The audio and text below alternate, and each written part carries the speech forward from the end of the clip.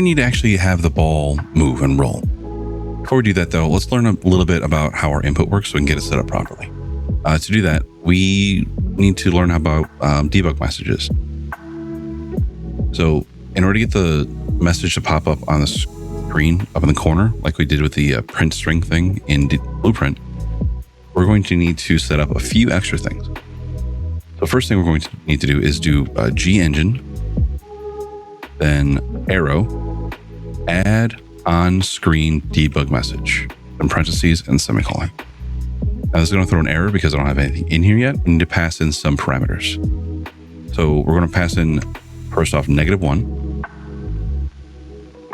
So let's actually go over the format for this. So the parameters are a key, time, color, and then the message. So we pass in the key, then the amount of time we want it to show up, so 5.0f. And then we'll do f color, : yellow. What is that? If I peek at the definition for f color, I can see that it is a special struct, which is like a mini class that stores a color with 8 bits of precision per channel. So RGBA. Cool. And then what is the : yellow thing?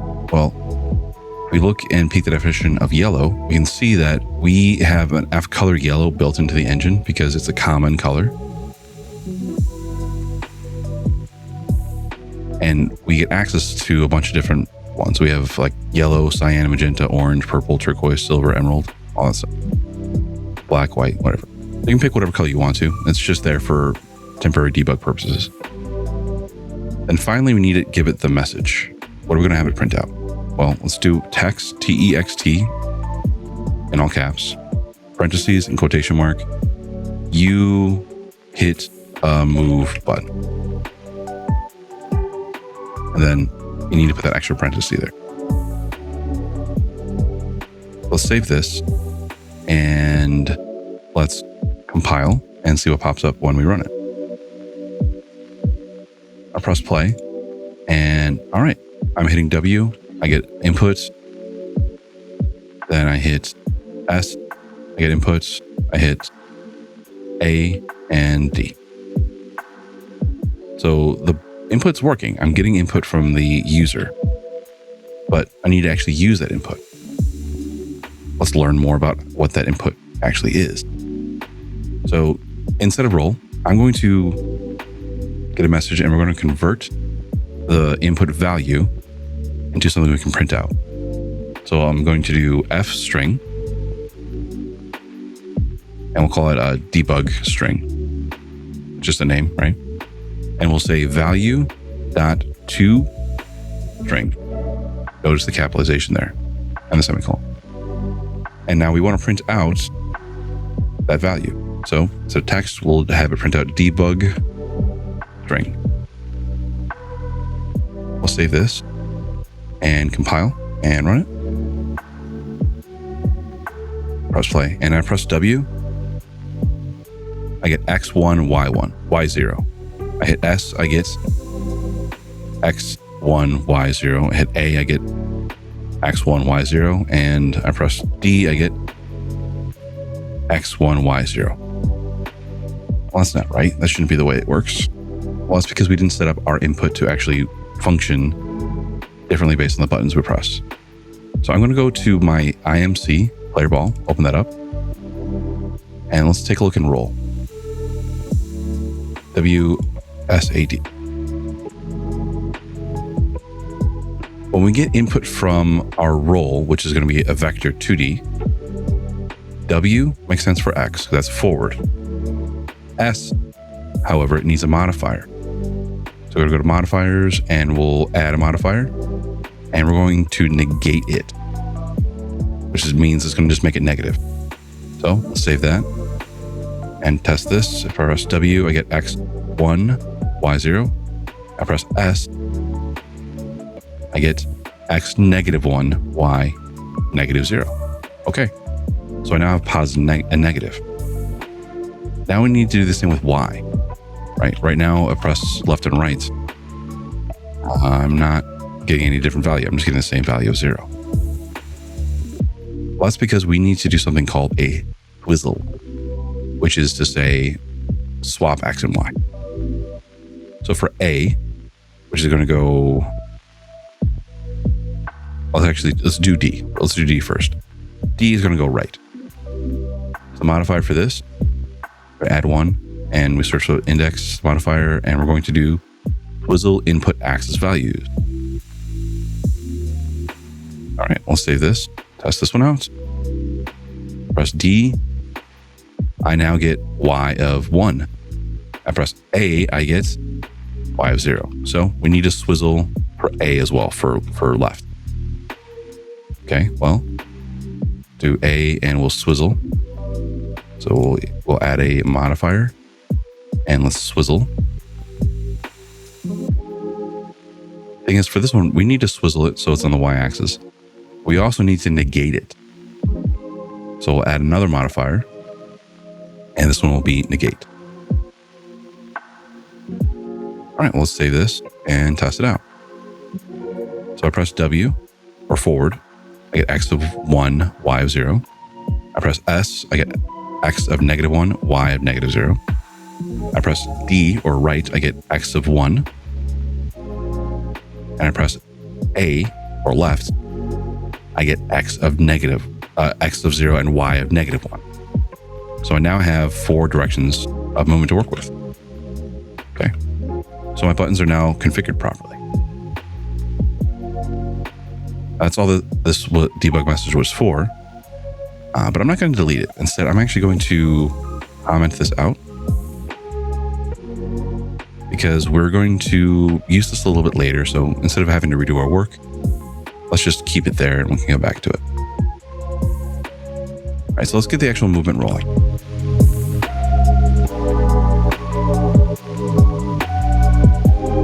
So for the first thing we need to do is we need to get a const, so a constant value of f vector 2D. So const means it can't be changed. Once you get your input, you can't change it, which is fine. This is going to happen every frame anyway. So a const variable is just going to be replaced anyway when the next frame goes around. And we're going to call this movement vector. It's going to be equal to value. So the input value dot get caret f vector 2D and caret parentheses semicolon. Yeah.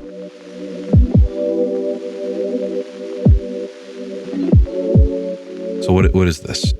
This is saying get the value and convert it into a vector 2D. So we get the vector 2D from the input value. We do it this way because, well, what if you use a controller?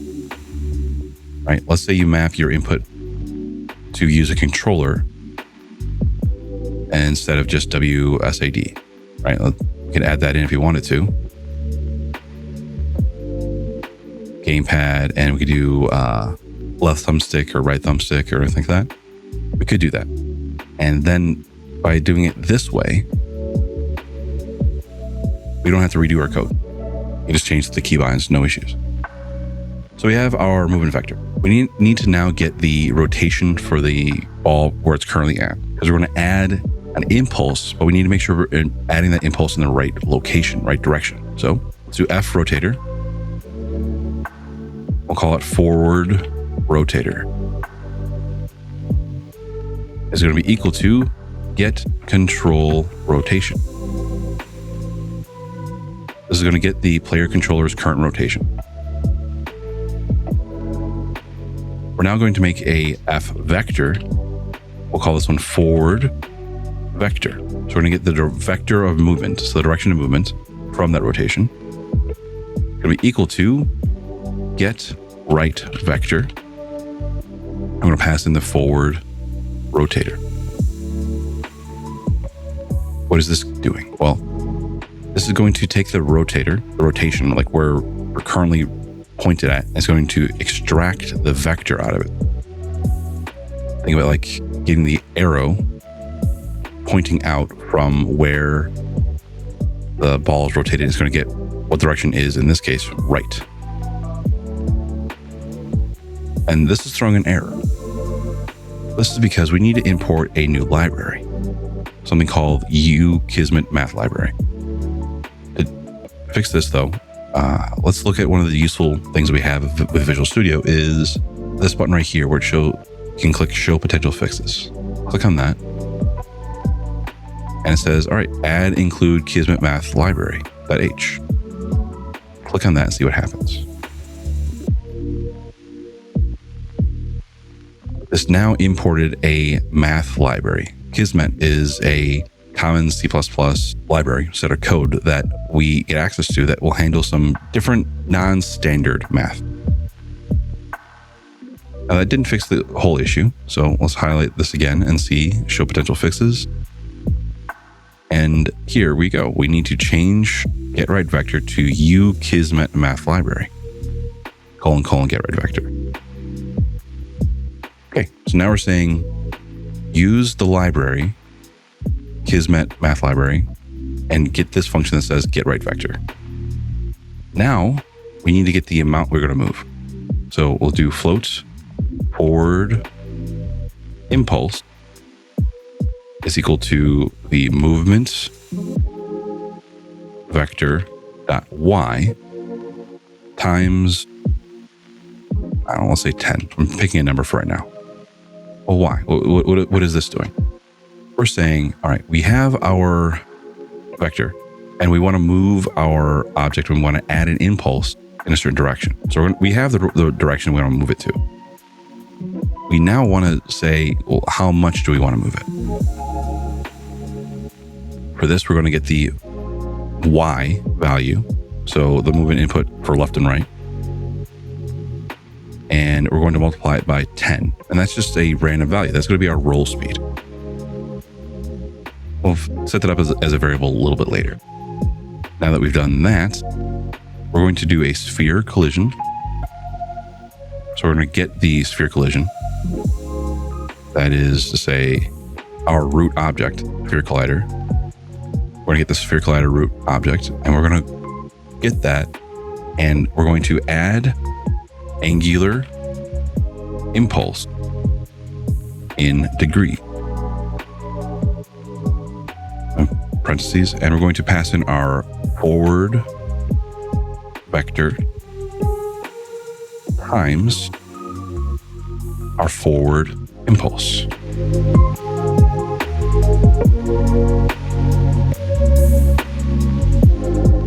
Spelling error. Forward impulse. And then we need to pass in two values. One of them, well, let's hover over and see what this angular impulse wants.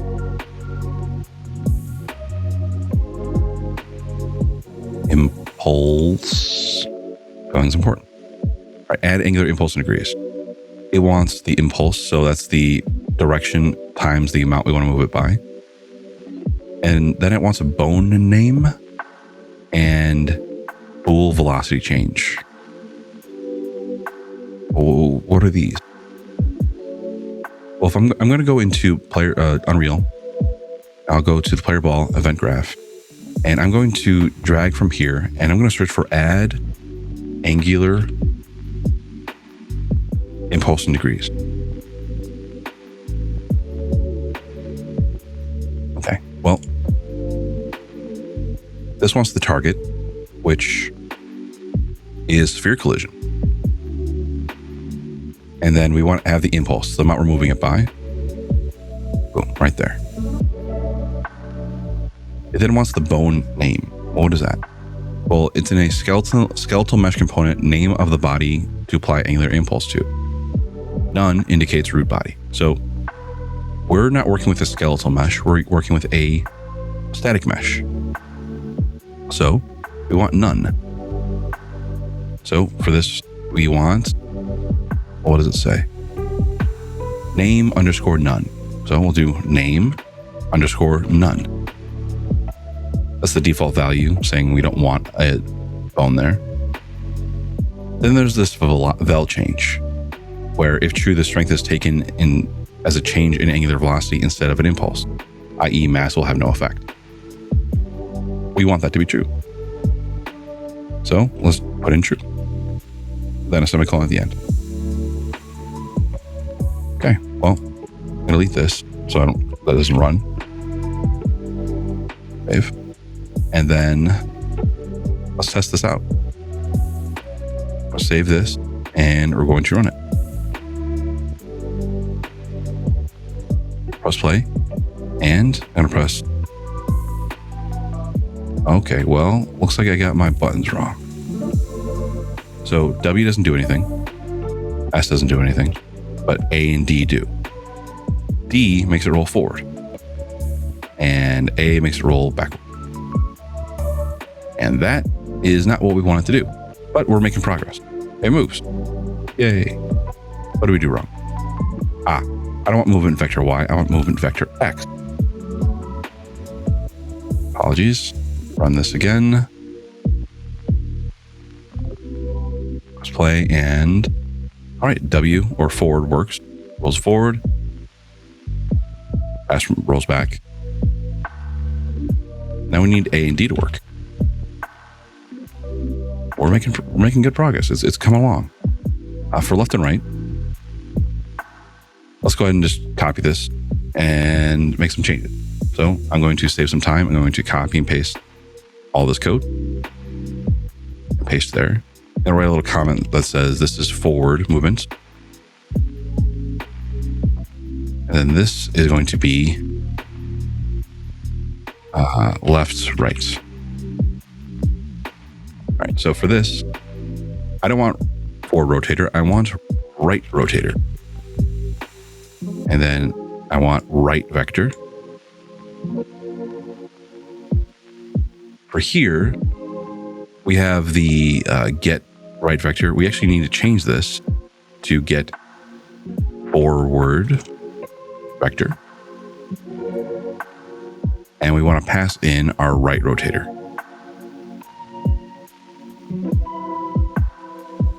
We'll break down in a little while, like the math for what we're doing here. I just wanted to get up and running with you guys. Right, now for the impulse, I want right impulse. And I want movement vector dot Y. Then sphere collision at angular impulse degrees. I want to pass in my right vector and my right impulse. All right, let's save this, compile and run it.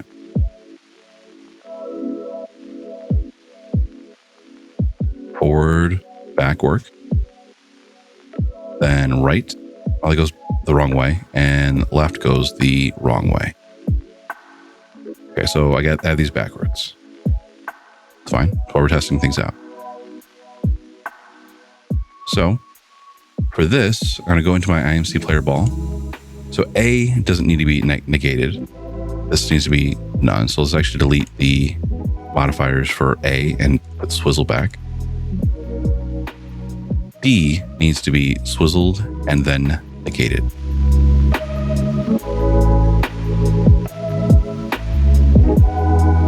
Now right works and left works. And now my ball rolls. Wherever my camera points is forward. So if I turn and look this way and I'm holding down the forward key, it's going to go in that direction because our camera is going to rotate our player controller wherever our camera's pointed is considered forward. We can change that, but for our purposes right now, that works just fine. And you may notice some weird spinning going on. It's spinning like a lot. Even though it's sitting still, it's just like spinning like a top. We're going to add in some changes to our movements so that way that won't happen. But we'll do that later. As it stands right now, this video is already pretty long, so we're going to go ahead and end it here. And in the next video, we're going to refine our movement a little bit. All right, that's it for this one. Thanks.